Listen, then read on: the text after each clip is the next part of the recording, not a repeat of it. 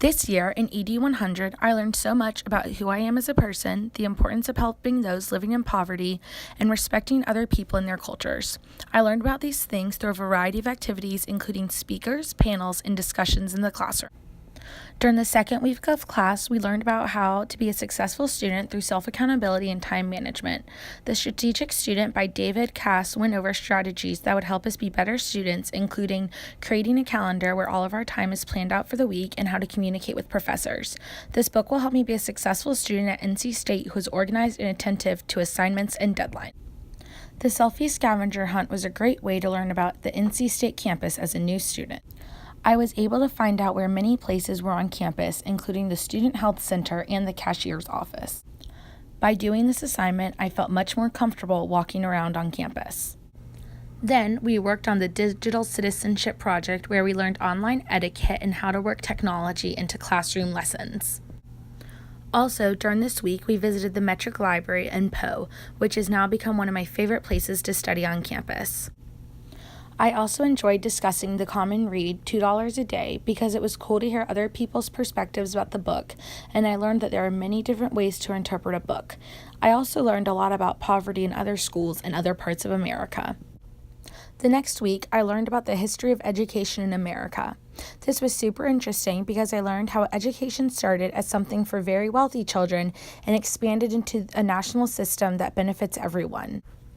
I also enjoyed listening to Dr. Michael Mayer share his experience in education and stress the importance of working at low-income schools in America, especially in Eastern North Carolina. The next week, we learned even more about poverty in the classroom and how it affects students' daily behavior. We also learned about homelessness in Wake County and the large number of people it affects each year. Although hearing these statistics made me sad, I think they will make me a better teacher in the future by making me aware of the different demographics I could be teaching and what things I can do in the classroom to help these students succeed. While working on the reflection for this, I really considered teaching in a Title I school after graduation. The next week, we listened to the North Carolina Teacher of the Year, Freebird McKinney, which was one of my favorite weeks of the class. It was so inspiring to hear from someone who was so passionate about education and wanted to inspire future teachers to make an impact in students' lives. I liked how McKinney strived to have a personal relationship with all of his students in order to help them succeed in the classroom. I think this will help me become a better teacher by reminding me of the amazing impact I can have in students' lives. Following the presentation by McKinney, we learned about studying abroad at NC State as education majors. Although I'm not sure if I will study abroad, it was really cool to learn about the variety of programs offered for education majors during the school year and summer. After that, we had a panel of former education students who graduated from NC State come talk to us. I really enjoyed hearing what schools the panelists teach at now and how they love working with kids every day. I'm very excited to teach at schools like they do in the future. Following the education panel, we learned how to use PAC Portal and register for classes. This week, I learned a lot about enrollment, including helpful tools like my degree audit and grade distribution. I also learned that I have to schedule an appointment with my advisor a few days before I register for classes to talk over my schedule. After learning about registering for classes, we began to learn about ourselves and our personalities. This class was most interesting because I got to learn what type of person I am through the MBTI self-assessment.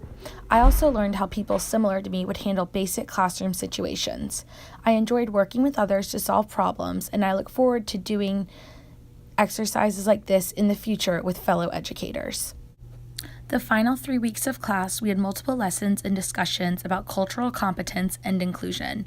We learned about how microaggressions can affect others and how we need to be considerate when talking to everyone we meet.